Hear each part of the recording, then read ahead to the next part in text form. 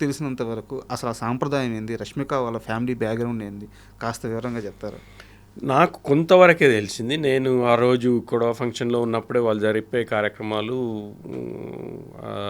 వాళ్ళ చుట్టాలలో కొంతమందితో మేము టేబుల్ మీద కూర్చుని కాన్వర్జేషన్స్ అయితున్నప్పుడు నేర్చుకున్నాయి, తెలిసినాయి. నాకు అంత ముందు గురించి నేను కొడవ అన్నది పదం కూడా నాకు తెలియదు.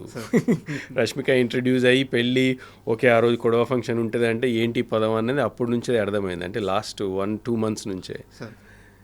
సో నాకు తెలిసింది చాలా తక్కువ. తెలిసింది ఏంటంటే వాళ్ళది డెఫినెట్లీ ఒక ఒక వారియర్ ఫ్యామిలీ. అంటే వాళ్ళు అంటే ఒక నాట్ ట్రైబ్స్, కానీ వాళ్ళది ఒక సెపరేట్ క్లాన్ అని తెలిసింది. కూర్గులో వాళ్ళందరికీ ఒక దాన్ని ఏమంటారు, కరెక్ట్ వర్డ్ వస్తలేదు, కానీ వాళ్ళకు ఒక చిన్న కింగ్డమ్ లాగానే అనుకోండి. వాళ్ళది ఒక సెపరేట్ క్లాన్.